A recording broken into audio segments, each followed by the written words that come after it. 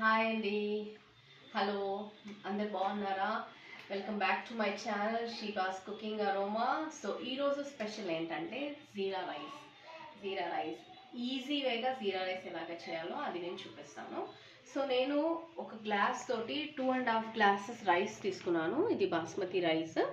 దీన్ని నేను బాయిల్ చేసి అంటే మొత్తం ఇలా జల్లీలో వేసి పెట్టేసాను అనమాట, వాటర్ అంతా వెళ్ళిపోయేటట్టు. కొంచెం బాయిల్ చేసేటప్పుడు ఒక చిన్న స్పూన్ అంతా ఆయిల్ వేసాను. సో ఫస్ట్ మనము స్టవ్ ముట్టించుకున్నామండి. జీరా రైస్ కదా, కొంచెం మంచిగా ఇట్లా మిక్స్ చేసుకోవడానికి ఈజీగా ఉండాలని నేను పెద్ద కడాయి తీసుకున్నాను. సో దీంట్లో ఏంటంటే ఎవ్రీ టైం పెద్ద పెద్ద ఐటమ్స్ ఏమైనా ఉంటే నేను దీంట్లోనే చేస్తాను. సో దీనికోసము మనము ఒక 3 స్పూన్స్, రైస్ ఎక్కువ ఉంది కాబట్టి నేను 3 టేబుల్ స్పూన్స్ అంతా నేను ఆయిల్ తీసుకున్నాను. సో అందరూ బాగున్నారు అనుకుంటా. బయట వర్షాలు ఆగిపోయింది కదా, చాలా మట్టుకు రిలాక్స్ అయిపోయినట్టున్నారు ప్రజలు.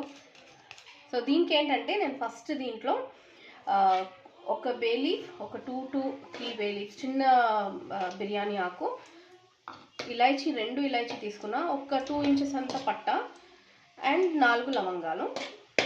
చాలా ఈజీ అండి ఇది వేసేసి. తర్వాత ఒక పెద్ద టేబుల్ స్పూన్ అంతా మనం జీరా తీసుకుందాము. పెద్ద టేబుల్ స్పూన్ చూడండి, ఫుల్ జీరా రైస్ కదా, కొంచెం జీరా 1.5 స్పూన్ అంతా జీరా వేసుకున్నాను. ఓకే, కొంచెం కుక్ కాగానే దీంట్లో నేను పచ్చిమిర్చి ఇలా స్ప్లిట్ చేసిన పచ్చిమిరపకాయలు. ఇందులో కారం ఉండదు కాబట్టి మొత్తం ఇది పచ్చిమిరపకాయల కారంతో మనము ఇది చేసుకోవాలన్నమాట. సో చాలా ఈజీ అండి. ఫస్ట్ మనం రైస్ బాయిల్ చేసుకున్నాం అనుకోండి, ఈజీగా చేసేసుకోవచ్చు. సో ఇది కొంచెం కుక్ కాగానే దీంట్లో మనము కొంచెం సాల్ట్ వేద్దాము, టేస్ట్కి సరిపోయేంత సాల్ట్. నేను మొత్తం రైస్కి కలిపి వేస్తున్నాను సాల్ట్ కాబట్టి ఇంత వేస్తున్నాను. 1 టేబుల్ స్పూన్ అంత వేస్తున్నాను. రైస్ మొత్తానికి కలవాలి కాబట్టి. పచ్చిమిరపకాయలలో ఎందుకు సాల్ట్ వేస్తున్నానంటే ఆ పచ్చిమిరపకాయలకి సాల్ట్ పట్టి టేస్ట్ అనేది కొంచెం బాగుంటుంది. సో 2 రెమ్మల కరివేపాకు,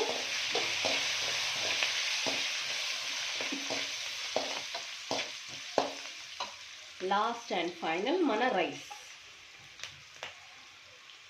జీరా రైస్ బాయిల్ చేసి పెట్టుకున్నాను కదా, ఆ రైస్ అన్నమాట. ఇది బాస్మతి రైస్, అందుకే మనకి ఇట్లా ఒక ½ an hour నానబెట్టేసుకొని తర్వాత నేను బాయిల్ చేసి పెట్టేసుకున్నాను.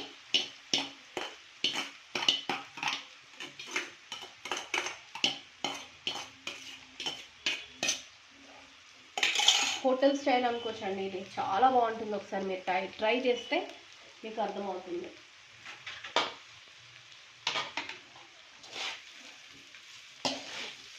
ఆయిల్ వేసినాక కూడా చూసారా, కొంచెం స్టిక్కీగా దగ్గరికి అయిపోయింది రైస్. సో ప్లీజ్ అండి, కొత్తగా చూసేవాళ్ళు నా ఛానల్ని దయచేసి లైక్ చేయండి, షేర్ చేయండి, సబ్స్క్రైబ్ చేసుకోండి. నోటిఫికేషన్ బెల్ని దాన్ని మీరు చేస్తేనే, మీరు ప్రెస్ చేస్తేనే మీకు నోటిఫికేషన్స్ వస్తాయి. సో చూసారా ఎంత ఈజీగా అయిపోయిందో జీరా రైస్. ఇంతే, ఏమి పెద్ద ప్రాసెస్ ఏమీ లేదు. సో ఇది జీరా రైస్.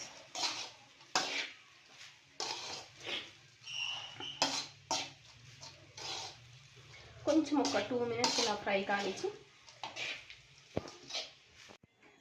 ఓకే అండి, లాస్ట్ మనము కొత్తిమీర వేసేసి డిష్ అవుట్ చేసేసుకున్నాము. ఈ జీరా రైస్ ఏంటంటే దాల్ ఫ్రై అంటారు చాలామంది, దాల్ ఫ్రైతో తింటారు. దాల్ ఫ్రై కానీ, చికెన్ గ్రేవీ కానీ, కొంచెం గ్రేవీ ఐటమ్ అయితే గ్రేవీస్ అయితే బాగుంటుంది ఈ కర్రీ రైస్ తోటి. సో నేనైతే బాస్మతి రైస్తో చేశాను. బాస్మతి రైస్ వద్దనుకున్న వాళ్ళు నార్మల్ రైస్తో కూడా చేసుకోవచ్చు. కంపల్సరీ అందరి దగ్గర. కానీ ఏ రైస్ ఎలాగా చేసుకుంటే టేస్ట్ వస్తుందో అలా చేస్తేనే చాలా బాగుంటుందండి, ఆ టేస్ట్ అనేది బాగా వస్తుంది అనమాట. సో మనం ఇది డిష్ అవుట్ చేసేసాము.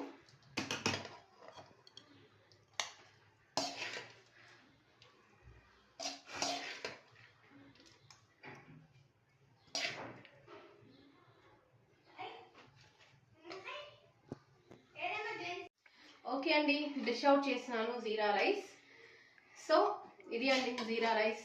దీంతో మీరు దాల్ మఖని అంటారు, దాల్ ఫ్రై అంటారు, చాలా బాగుంటుంది. Paneer butter masala, chicken butter masala, ఇవన్నీ కూడా చాలా బాగుంటుంది. ప్లీజ్ ట్రై చేయండి, లైక్ చేయండి, షేర్ చేయండి. మళ్ళీ చెప్తున్నాను అనుకోకండి, జీరా రైస్ మీకోసం. Thank you.